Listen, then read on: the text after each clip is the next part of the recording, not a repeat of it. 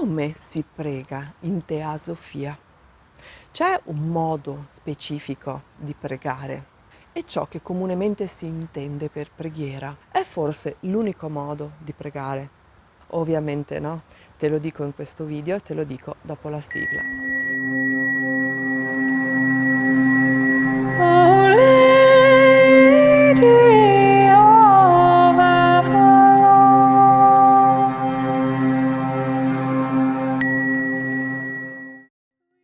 Intanto ti dico, in teasofia, nella spiritualità della Dea, non c'è un modo giusto di fare le cose e di pregare. Ci sono dei modi che possono più o meno raggiungere e creare un certo tipo di realtà. Ad esempio, hai mai sentito parlare di preghiera attiva? Se non l'hai mai sentito, alla fine di questo video saprai anche tu di che cosa si tratta.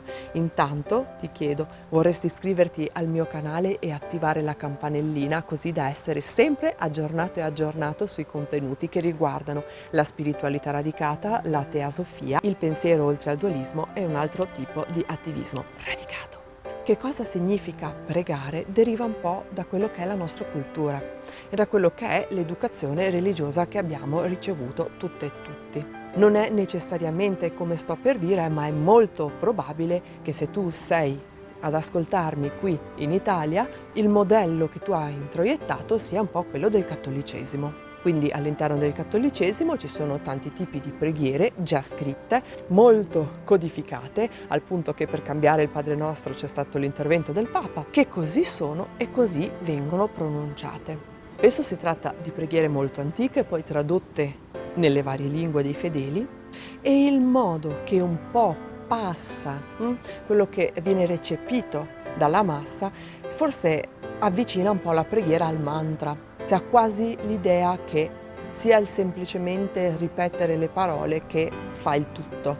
Non a caso, per chi ha provato l'esperienza, durante le confessioni, una delle azioni di espiazioni che il parroco ti propone è proprio un tot di numero di preghiere da recitare, che a mio parere suona un po' come un castigo. Per punizione tu adesso 10 Ave Maria, 40 Padre Nostro, eccetera, eccetera, eccetera.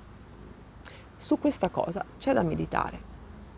Ora, la cosa che mi capita è di aver potuto, facendo esperienza di altre ritualità, altre cerimonie e altri modi, mettere piuttosto crudemente a confronto i due mondi.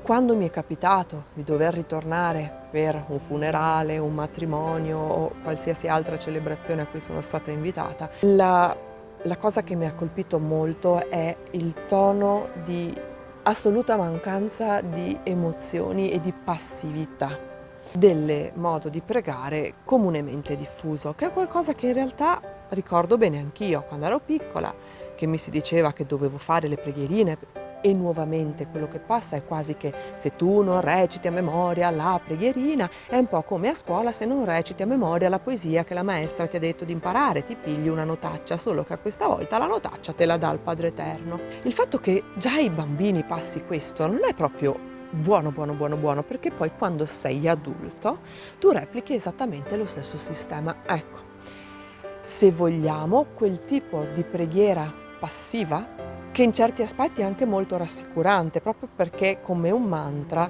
l'idea di recitarla e pensare che questo attiri una certa benevolenza del tuo essere di riferimento sicuramente ha un qualche tipo di effetto psicologico e che aiuta. Io penso però che ci si stia perdendo per strada un qualcosa di grosso, ma soprattutto in un quadro rituale, quindi in un contesto in cui l'energia che tu ci metti, l'intento viene amplificato, nel momento in cui il tuo modo di pregare, quindi il tuo ruolo, se vogliamo, anche in parte attivo in un rituale, è in realtà passivo, quindi tu ce la metti con un'energia passiva, con una dimensione di passività, questa passività si ripercuote un po' su altri aspetti della tua vita. Per me questo è un principio di ritualità teosofica da non dimenticare. Ciò che metti in un rito si amplifica nella tua vita. Ed è qui che ci andiamo a inserire noi con la teosofia. Le preghiere scritte da altri possono essere meravigliose. e ringrazio che esista anche questo modo. Per cui stiamo attente e attenti a non creare nuove contrapposizioni, però credo che comunque debba cambiare l'approccio. Grazie al fatto che esistono delle preghiere scritte che ci sono state tramandate da epoche molto remote, noi oggi possiamo anche risalire a quale può essere il nucleo di credenza attorno anche alla stessa dea o ai vari volti di questa. Per esempio,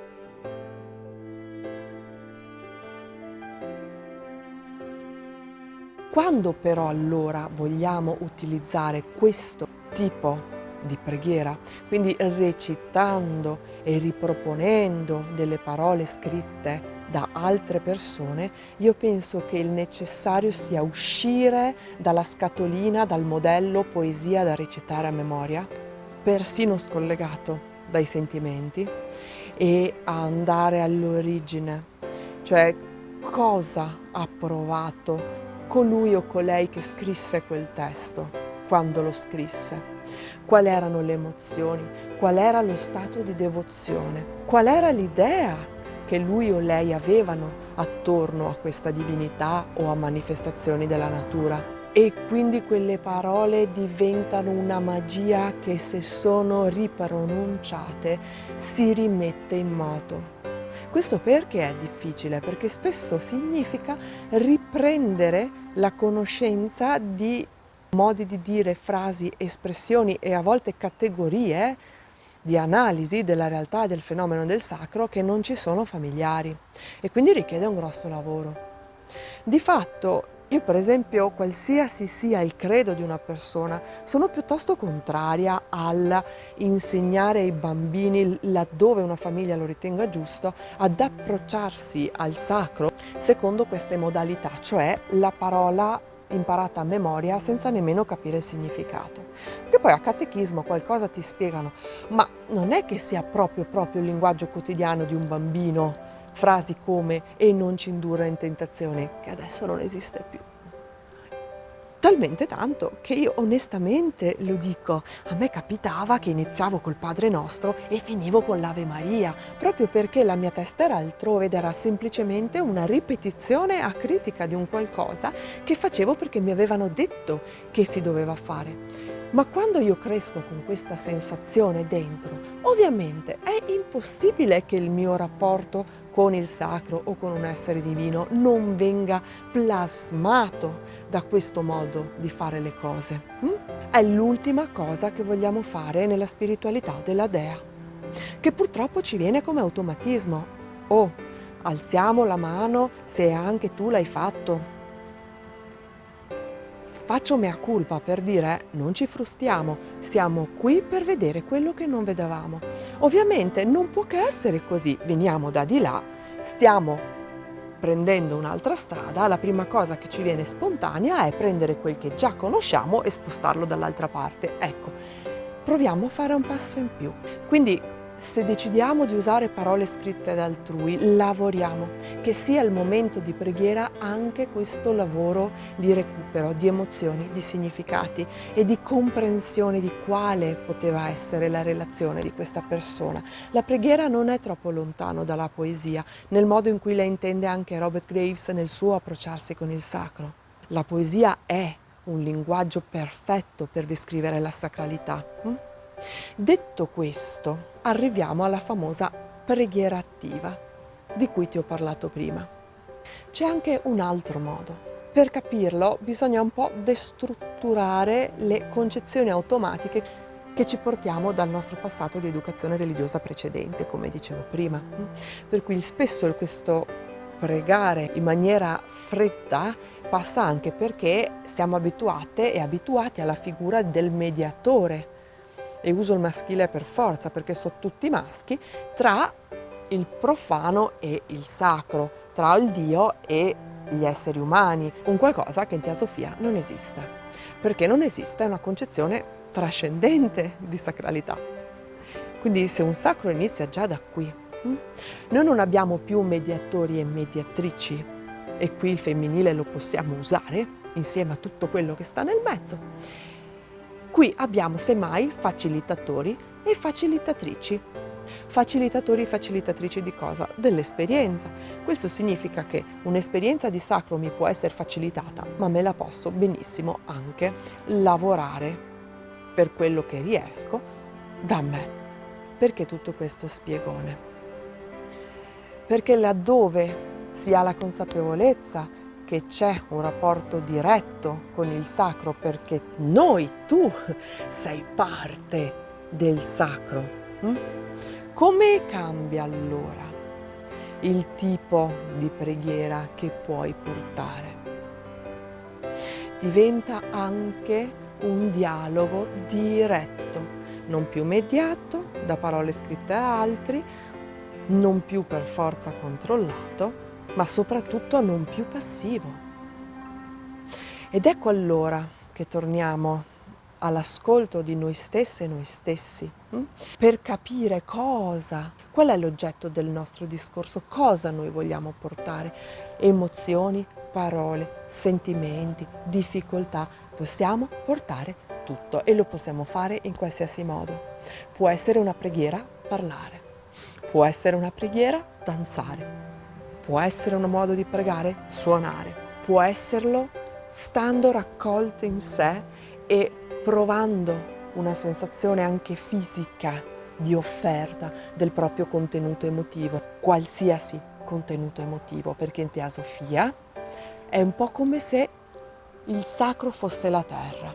La terra è perfettamente in grado di accogliere e filtrare tutto e dare a nuova vita anche alle cose che noi potremmo ritenere più schifose.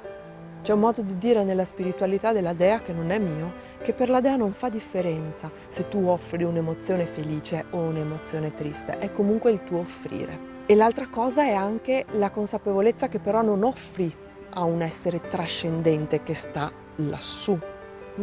È molto differente anche avere la consapevolezza di chi è il tuo interlocutore o la tua interlocutrice o i tuoi interlocutori, tutte le combinazioni possibili, perché anche questo cambia radicalmente il modo di porci.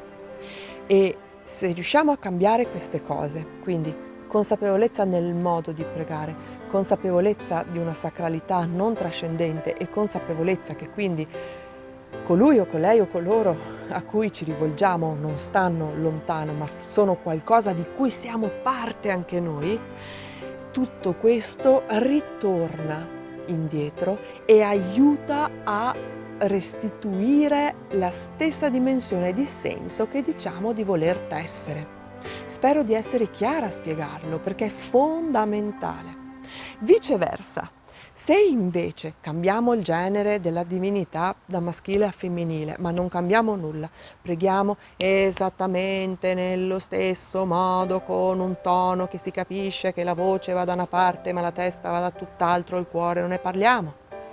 Se comunque crediamo che ci sia un essere trascendente che se non preghiamo ci punisce, eccetera, non può cambiare nulla, perché il cambiamento è come cambiare un'intera tessitura, immagina in tridimensionale. Ogni cosa che tu modifichi nel tuo telaio restituisce un tessuto differente.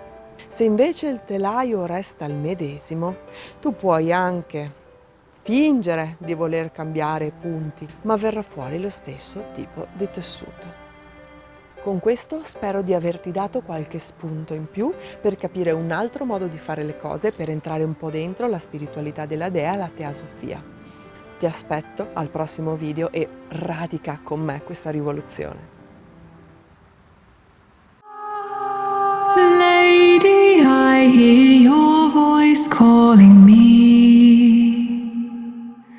through the mists of Avalon.